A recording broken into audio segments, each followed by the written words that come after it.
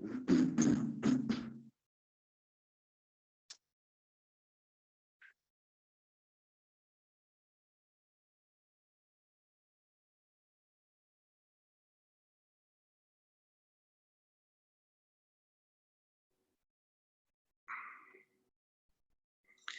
entonces estábamos hablando de las características de secreción. Ahí está la característica de secreción. Mencionábamos que la preproinsulina es producida en el retículo endoplasmático, se desdobla en la parte del mismo retículo endoplasmático, se excide la preproinsulina desdoblando y va a generar la proinsulina. Esa característica significa añadirle puentes disulfuro a las cadenas A y B. ¿Para que la proinsulina después pase a formar la insulina? Se han formado las cadenas disulfuro que están permitiendo la unión de la cadena A y beta. Y la cadena A y beta, miren, A y beta, A y B, se están manteniendo unidas. Esto forma la insulina, la cadena A y B. En la cadena o el péptido C se separa, se excide de la insulina propiamente, pero va a ayudar a la liberación de la insulina. Porque gracias a que existe el péptido C, se puede recién liberar insulina. Ténganlo en claro. La importancia fisiológica del péptido C es la regulación de las enzimas que permiten en cierta manera la liberación de la insulina. El resto de la acción de mantener al péptido C todavía sigue incierto, ¿no? Es otra de las cosas que también sigue incierto, lo dice Gait, pero dentro de las acciones que conocemos del péptido C es la regulación enzimática para la liberación propiamente de la insulina. ¿Qué más? Esto, la característica de secreción. Esto de la insulina va a ir a almacenarse en vesículas y va, de acuerdo a las necesidades del individuo, ir a liberarse a la sangre. Su vida media de la insulina no es larga. Una vez en la sangre, la vida media de la insulina es de 6 minutos en término medio. Puede durar 6 minutos. Puede durar entre 10 y 15 minutos en promedio la insulina, pero más no. ¿Por qué? Porque hay una enzima, se llama insulinasa en el sistema circulatorio. La insulinasa es la encargada de degradar, recuerdan la acetilcolinesterasa, ¿no? Que degrada la acetilcolina. Entonces, la insulinasa también no permite que exista insulina libre. Más de 10 minutos, más de 15 minutos, ya va la enzima insulinasa a activarse, producida por el hígado y en menor medida por los riñones y los músculos, va a empezar a degradar la insulina. Y a partir de eso, empezar a desaparecer la insulina del plasma. Es por eso que una vez producida la insulina, se almacena. Bien, se almacena. Cuando le libero al torrente sanguíneo, las características de que vaya por el torrente sanguíneo de la insulina es que vaya y actúe sobre los receptores. Muchas células del cuerpo actúan con la acción de insulina, excepto las células encefálicas. Las células encefálicas no necesitan insulina. ¿Para qué necesitamos insulina? Toda la actividad, en su mayoría de la insulina, es para el transporte de glucosa dentro de la célula. No quiere decir que no va a permitir la síntesis de proteínas, síntesis de glucógeno, crecimiento de expresión en relación a genes, sino que una de las mayores funciones que tiene es el transporte de glucosa dentro de la célula. Para tal propósito, la insulina se une a su receptor y su receptor es una unión de 2 moléculas alfa más 2 moléculas beta que son transmembranas. Las moléculas beta son transmembranas, son las que están atravesando la membrana celular y están unidos a las moléculas alfa por enlaces disulfuro. No se olviden que la misma insulina también tiene esos enlaces disulfuro. A través de las moléculas beta, del receptor de insulina, en todas las células del cuerpo, ya les he dicho, a excepción de células encefálicas, a excepción de mucho de las células musculares usan glucosa, pero necesitan de la insulina para ese uso de la glucosa.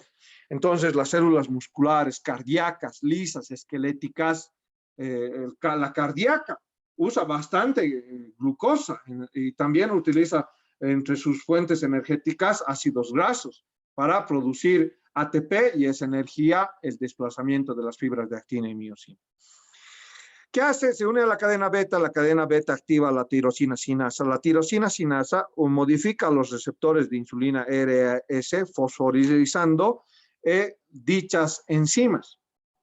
Estos receptores de insulina, estos receptores de sustratos de insulina, generan fosforilación de enzimas para permitir toda la serie de acciones que va a desencadenar la insulina. Uno es mayor captación de glucosa. La tirosina sinasa ha generado la transformación de los receptores de insulina, de los sustratos receptores de insulina, con una fosforilación de enzimas. Esta fosforilación de enzimas está generando mayor captación de glucosa. ¿En quiénes, por ejemplo? En las células musculares. La célula muscular necesita insulina para utilizar y metabolizar la glucosa como fuente energética. Porque si no hay insulina, el músculo esquelético, en ejemplo, lo que hace es utilizar ácidos grasos. Si no hay insulina, lo que hace el músculo esquelético es utilizar ácidos grasos. Van a buscar las dietas cetogénicas. A partir de este concepto, muchas personas están a pro de las dietas cetogénicas, diciendo los cuerpos cetónicos sí son una fuente energética. Sí, son una fuente energética. Bajo este concepto, bajo el que el músculo esquelético utiliza ácidos grasos como fuente energética. Y los ácidos grasos producen cuerpos cetógenos. Entonces, por eso les he dicho, ¿no? En la dieta cetogénica, ¿qué come el individuo? Come pura grasas. Y a plan de pura grasas, adelgaza. Eso sí, no consume carbohidratos ni proteínas. No consume nada de esto, solo grasas. Y bajo este concepto les convencen a la gente. El tejido muscular utiliza ácidos grasos para producir cuerpos cetógenos y estos cuerpos cetógenos producir ATP. Pero no lo hace de manera efectiva. Quiere decir que un individuo sedentario, un individuo con diabetes, un individuo con patologías, no podrá pues hacer esta dieta cetogénica ni pensar. Y es más, una persona que incluso tiene condiciones normales, pero no realiza mucha actividad física, no tampoco podrá realizar esta dieta cetogénica. Bajo este principio fisiológico de que el músculo esquelético utiliza ácidos grasos para producir ATP.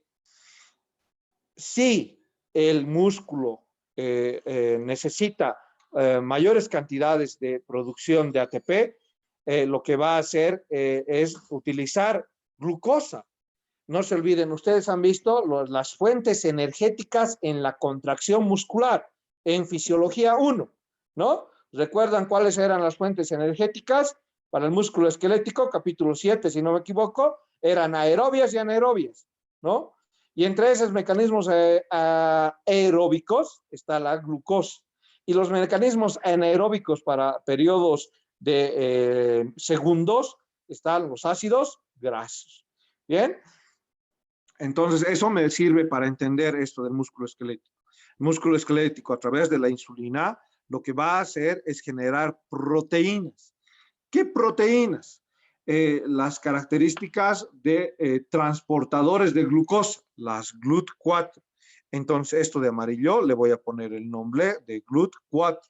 El músculo esquelético lo que va a hacer es aumentar la translocación del transportador de glucosa para aumentar los depósitos intracelulares de glucosa y que la glucosa se convierta en su fuente energética, ¿no? Eso hay que tenerlo en cuenta. Bajo qué circunstancias el músculo esquelético utiliza o consume mucha glucosa. En ejercicio moderado e intenso, ¿no? En ejercicio intenso o moderado, recién el músculo esquelético va a permitir que con pocas cantidades de insulina, no necesita mucho, con pocas cantidades de insulina, genere esta proteína GLUT4 y genere el paso de la glucosa intracelular. Muy bien, y como va a generarse glucosa intracelular, esa glucosa puede formar un depósito de glucógeno dentro de la fibra musculoesquelética, ¿no? Otra de las características, además de haber entendido que genera o facilita el transporte y almacenamiento en el músculo esquelético, es que también va a actuar en el almacenamiento y transporte en el hígado. Entonces, otra de las células que va a tener repercusión es el hígado. La insulina favorece la captación de glucosa. Acá está lo que hace un momento les explicaba, la producción del GLUT4 para el transporte de glucosa a pocas concentraciones de insulina, ¿no? Eso es lo que se explicaba hace un momento, pero en un gráfico. Ahí está la glucosa, ahí está el GLUT4 y el ingreso intracelular para su uso. Lo que les decía, la glucosa o la insulina, a mayor liberación de insulina, a mayor característica de concentración de insulina, va a facilitar el transporte de la glucosa extracelular al contenido intracelular. Entonces, a mayores concentraciones, eso nos explica esta curva de insulina, podemos introducir mayor concentración de glucosa intracelular. Bien, vamos con otra diapositiva. Acá les quería mencionar la parte hepática, y es que no solamente la insulina facilita el almacenamiento de glucosa y el transporte de glucosa a nivel de músculo esquelético. Miren que va a generar también mismo mecanismo a nivel del hígado, va a generar esa activación. ¿Y cómo lo hace? Va a generar que va a inactivar la fosforilasa hepática. Este mecanismo de fosforilasa hepática lo que va a hacer es la fosforilasa, ¿qué hacía? Degradaba el glucógeno para convertirlo en glucosa. Entonces la insulina lo que hace es bloquear esta fosforilasa hepática y no va a haber la degradación de glucógeno a glucosa. No va a haber dicha transformación. Un mecanismo de acción para el almacenamiento y utilización de glucosa en el hígado. Lo que va a hacer también es aumentar la captación de glucosa del hepatocito, aumentando una enzima, la glucosinasa. Gracias a la glucosinasa, los hepatocitos activan la captación de glucosa fosforilada. Y una vez que la glucosa está fosforilada, fácilmente ingresa al hígado. Otra de los mecanismos es que la insulina favorece la síntesis del glucógeno a través de la glucógeno sintetasa, ¿no? La glucógeno sintetasa, acá está la glucógeno sintetasa, es la responsable de permitir la polimerización de los monosacáridos para transformarse y transformar la glucosa en glucógeno, ¿no? Entonces, esa es la característica de la glucógeno sintetasa. Entonces, la glucógeno sintetasa es fomentada por la insulina. Entonces, favorece la síntesis del glucógeno a través de la activación de la glucógeno sintetasa. Otra de las características es que el mismo hígado, cuando una persona está realizando una comidita o cuando está comiendo su lechecita con galletitas o cualquier característica, es que y justo lo dice el título, cuando una persona termina sus comidas, va a haber una disminución de la glicemia. ¿Por qué? Porque ustedes han utilizado ATP, ya les he dicho, para ese transporte. Hemos hablado de aparato digestivo y hemos dicho, hay transporte, mecanismos de propulsión mecanismos de mezcla, el músculo liso está consumiendo mucho ATP, entonces por eso va a haber en ese consumo de ATP, consumo de la glicemia, y por eso una disminución de la glicemia. En esa disminución de la glicemia es uno de los únicos mecanismos donde va a verse afectada la secreción de la insulina. Si no tengo glicemia en la sangre, no tengo por qué tener insulina, porque la insulina hacía que esa glucosa pasara del líquido extracelular al líquido intracelular. Es por eso que el descenso de glicemia hace que el páncreas reduzca la producción de insulina, a menor captación de glucosa por el hígado. Entonces, cuando una persona va a tener falta de insulina, va a generar un mayor depósito de glucógeno. Y dentro de esa característica, después de una comida o después de haber ingerido o terminado una comida, va a haber esta menor captación de glucosa por el hígado, porque el hígado va a estar tratando de liberar más bien la glucosa que tiene. ¿Por qué? Porque las contracciones peristálticas del intestino necesitan más ATP. Entonces, por eso el hígado va a tener menos captación de glucosa justo después de terminar una comida. ¿Por qué? Para el tránsito intestinal. Obviamente esa glicemia va a ser recuperada después de la absorción de los nutrientes y de lo que hayan ingerido, ¿no? Otra de las características es que va a generar va a haber un aumento de la enzima fosforilasa y va a producir una degradación del glucógeno a glucosa 6-fosfato. Y esa glucosa 6-fosfato va a poder ser usada por el músculo liso para el transporte del alimento, el tránsito intestinal, ¿no? Es por eso que les había dicho que después de una comida va a haber comidas que incluso les van a exigir más, ¿no? Ustedes comen un chicharrón y van a querer después estar durmiendo. Las comidas más pesadas son, más proteínas, más grasas, más carbohidratos tiene una comida, entonces más energía van a utilizar. Y otra es que va a haber mayor enzima glucosofosfatasa para dicha conversión de la glucosa a glucosa-fosfato, ¿no? Y poder tener glucosa en circulación y aumentar esa glucosa para producir ATP. Esto es un concepto que lo vamos a tener entre paréntesis, lo tengo más adelante en rojo también. La insulina favorece la conversión del exceso de glucosa en ácidos grasos. Mucho de lo que representa la glucosa va a ir a transformarse en ácidos grasos. El exceso de esta glucosa se va a transformar en ácidos grasos y esos ácidos grasos van a quedar empaquetados en triglicéridos dentro de lipoproteínas de muy baja densidad y van a ir al depósito. Eso sí, es más dañino consumir carbohidratos que grasas.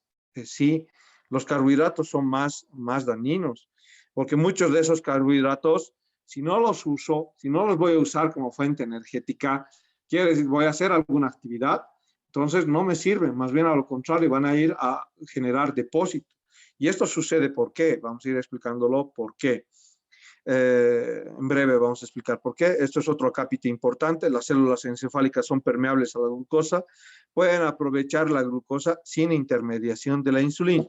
Así como pueden aprovechar la glucosa sin necesitar la insulina, es el órgano más afectado cuando hay una baja de azúcar, ¿no? Hay una baja de azúcar. ¿Y qué le da al paciente? Se llama lipotimia. Y la lipotimia es la pérdida del conocimiento de origen metabólico. ¿Por qué? Porque hay una disminución de la glicemia. Así como el encéfalo puede aprovechar la glucosa sin necesidad de la insulina, es el que también se afecta cuando las concentraciones de glucosa se alteran. No han desayunado, por ejemplo, ¿no? Vienen a la universidad, al colegio, se desmayan. ¿Cuántos no he atendido de desmayados en el anfiteatro, en el laboratorio de fisiología, ¿no? En la misma sala donde está Rodrigo, también he atendido emergencias, ¿no? Porque esa es mi área, ¿no? y las características de estos pacientes que no han ingerido un desayuno. ¿Por qué el americano, el europeo, tiene la costumbre de desayunar? ¿No? Están desayunando huevos revueltos, jugo de naranja, después, ¿qué más? ¿Qué más es? Tocino en su dieta. Su desayuno es completo, ¿no? Hay todo en la mesa de un americano y un europeo en el desayuno, porque así tendría que ser el desayuno. Tenemos que desayunar como reyes, tenemos que almorzar como príncipes, y no me acuerdo cómo era la frase, y al finalizar tenemos que cenar como mendigos, ¿no? ¿Por qué? Porque dentro de la carga energética donde más necesitamos es en el desayuno, en la mañana, para empezar el día, ¿no? Pero los médicos, sabiendo fisiología, sabiendo anatomía, sabiendo tantas cosas, no, estarán desayunando a la mediodía, están desayunando, a las 5 de la tarde están almorzando, ¿bien? A las 4 de la mañana están cenando, ¿no? Muchas veces las guardias también, eso también. En el extranjero no es así, el servicio de emergencias tiene estricto control en el hábito alimenticio, ¿no? En el estricto control. Y en el extranjero, después de hacer una guardia, tiene que pasar 4 días para que el médico o cualquier personal de salud vuelva a hacer otra guardia. Mínimo. No, pues acá hacen un día de 24, pasa un día, al otro día ya están haciendo otros 24, ¿no? Entonces eso genera un desequilibrio. Eso es un concepto muy importante para sus pacientes en el contorno de la lipotimia. Esto les decía, el efecto de la insulina sobre el metabolismo de grasas. Ya hemos visto sobre el metabolismo de carbohidratos, vayamos a entender el efecto sobre el metabolismo de las grasas. Favorece la síntesis de ácidos grasos y favorece e induce al depósito de lípidos en el tejido adiposo. La insulina fomenta la síntesis de ácidos grasos, ya sea a partir de los mismos hidratos de carbono que se ingieran, ¿no? Y que no se emplean de inmediato para producir energía. Entonces, como no se emplean de inmediato, por eso peligro, pues en la noche, ¿no? Comerse un panetón entero, esos hidratos de carbono, ¿a dónde irán? Justito irán a depósito. No necesitamos en la cena algo abundante, necesitamos algo de calidad, no cantidad en la cena, ¿no? Entonces la insulina va a acelerar el transporte de glucosa a los hepatocitos y eso va a fomentar la producción de estos. Acá está. Va a generar mayor depósito y síntesis de lípidos, aumentando la producción o la concentración de glucógeno, que miren, la glucosa va al hígado, la glucosa va al hígado, se llega a producir entre 6 a 5% de glucógeno y el resto de glucosa no me sirve. ¿A dónde irá el resto de glucosa? Si solo 5 a 6% se convierte en glucógeno. Va a ir a la síntesis de grasas, ¿no? Va a inhibirse de nuevo. Esta concentración de glucógeno es la que va a inhibir la nueva síntesis de glucógeno. Por lo tanto, lo que queda de glucosa va a ir a formar la síntesis de ácidos grasos. Toda la glucosa adicional ingresa al hepatocito para la síntesis de ácidos grasos. Solo el 5% a 6% de glucosa es la que va a formar glucógeno.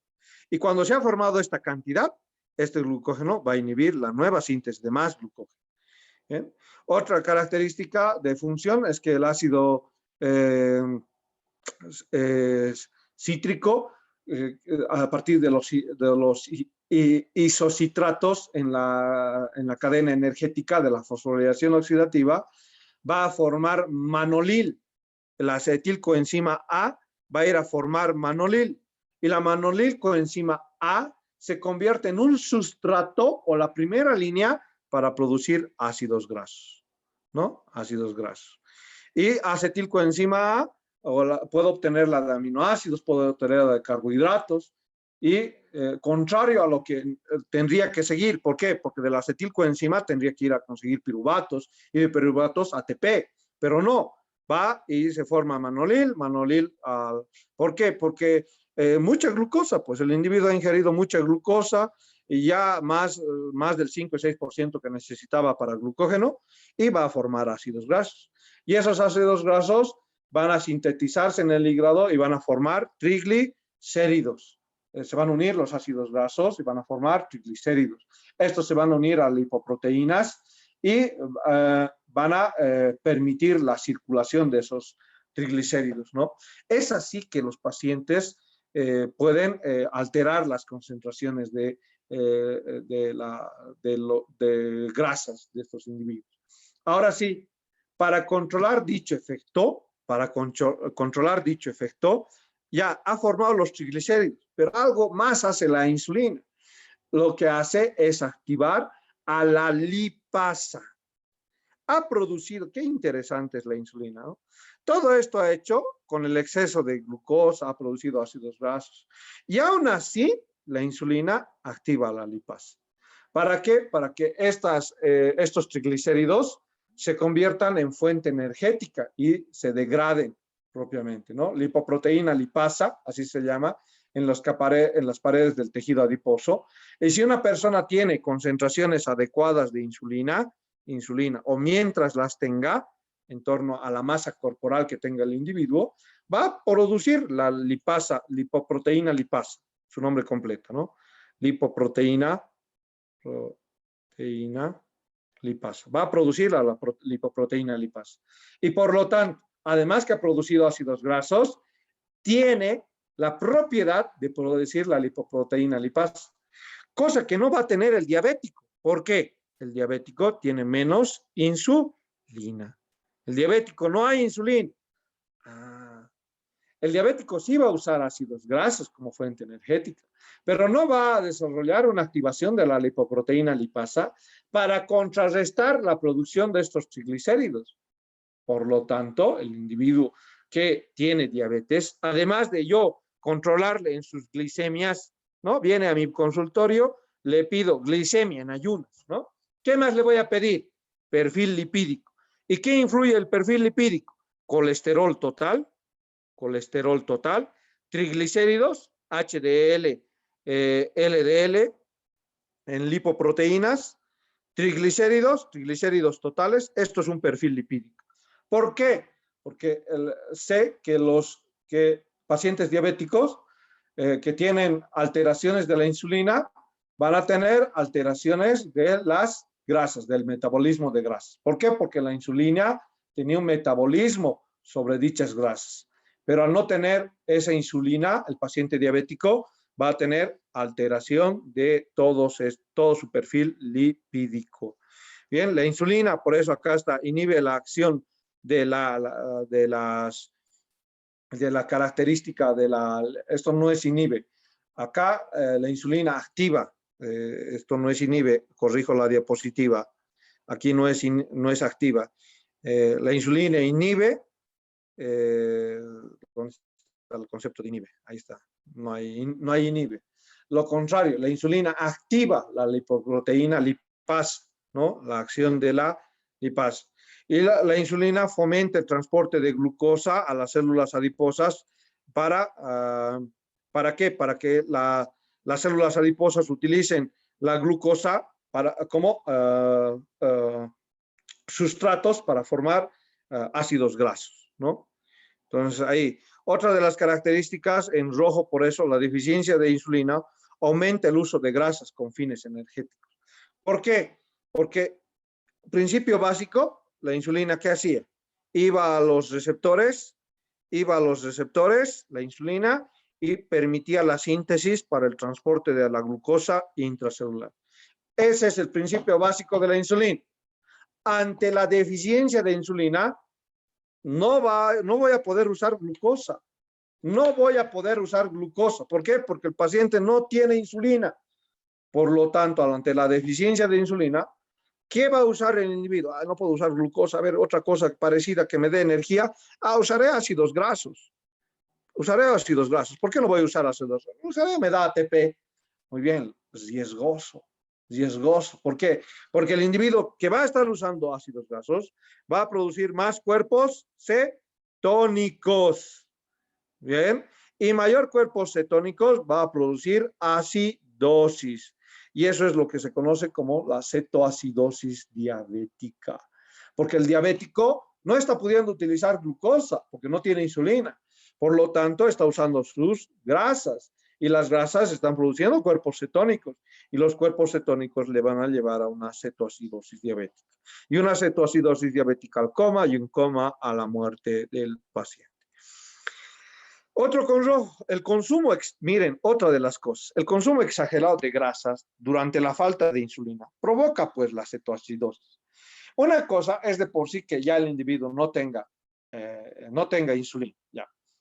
Sumado a esto, que su paciente sea diabético, y además lo estén viendo comerse un chicharroncito ahí, o un caldito donde el Palacio de los Caldos, un caldito de cordero, o cada vez lo vean ahí un caldito de cordero, todo el tiempo lo vean, no simplemente después de un viernes de salida, todos los sábados lo ven ahí a su paciente diabético. No, pues no. Y ustedes solamente estaban de pasada, ni siquiera estaban comiendo un caldito. Y ahí están sus pacientes diabéticos, con pie diabético, con todo.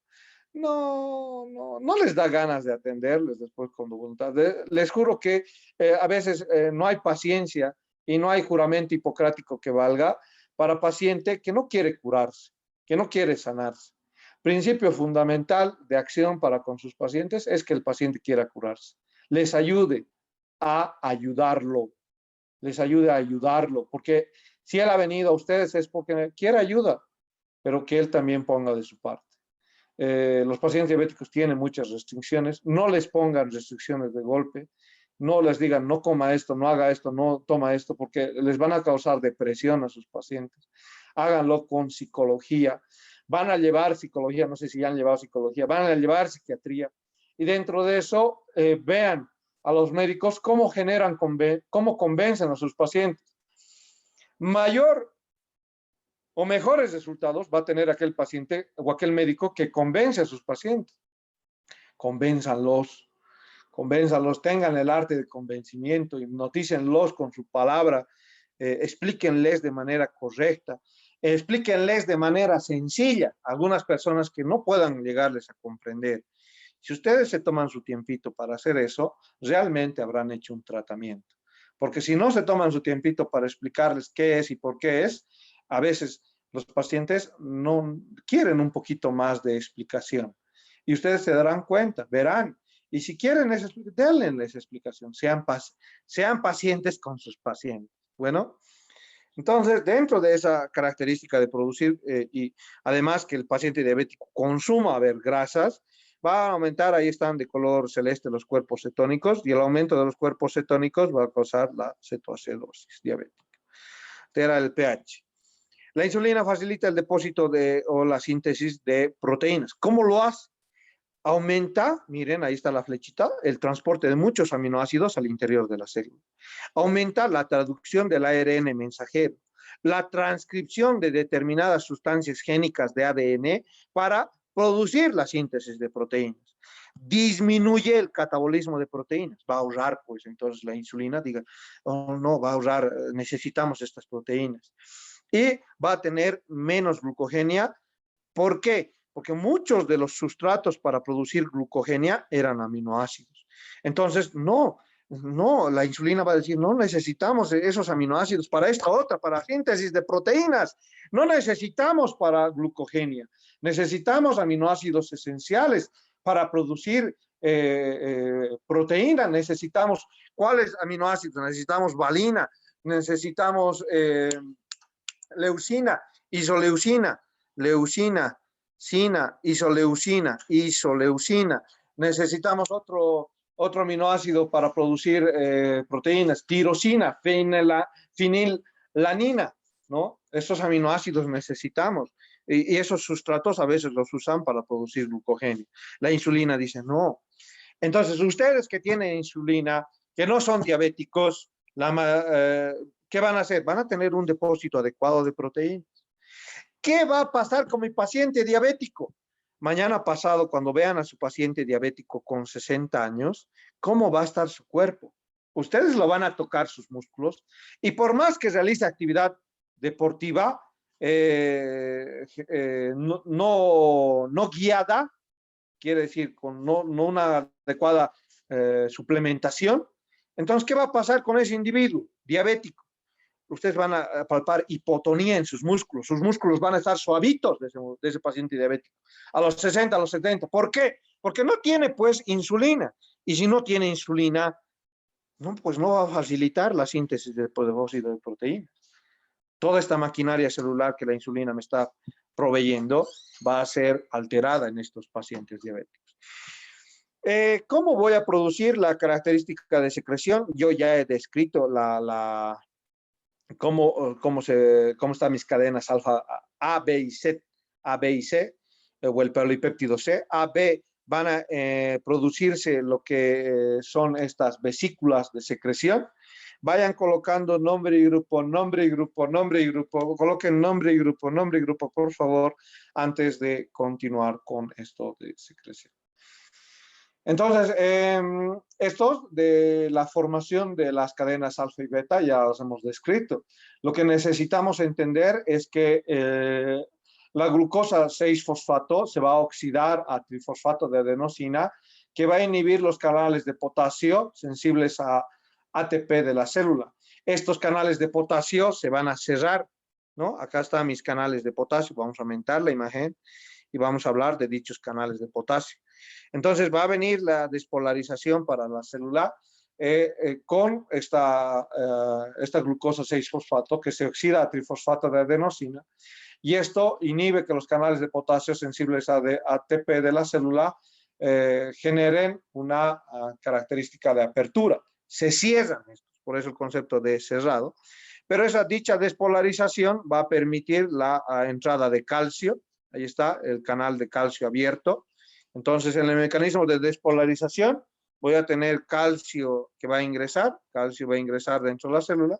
El aumento de las concentraciones de calcio estimula la fusión de las vesículas. Aquí tengo la fusión de las vesículas.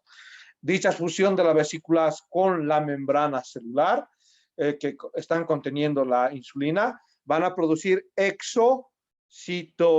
Este mecanismo de liberación se conoce como exocitosis. Y la exocitosis va a permitir que yo tenga insulina a nivel de la circulación. Hay factores que me permiten mayor producción de insulina y otros que me disminuyen la secreción de insulina. ¿Cuáles son algunos factores que me estimulan la producción de insulina? En este lado, pongamos el aumento de la glicemia. El aumento de la glicemia me permite aumento de la secreción de insulina. El aumento de ácidos grasos. El aumento de ácidos grasos. Esto en individuos normales. ¿Por qué? Porque no vayan a creer que el individuo que tiene menos producción de insulina por su aumento de glicemia se va a producir su insulina. No. Glicemias con 400 miligramos de cilitro, le tienen que colocar suero. Tengan en cuenta antes de colocar insulina, por favor,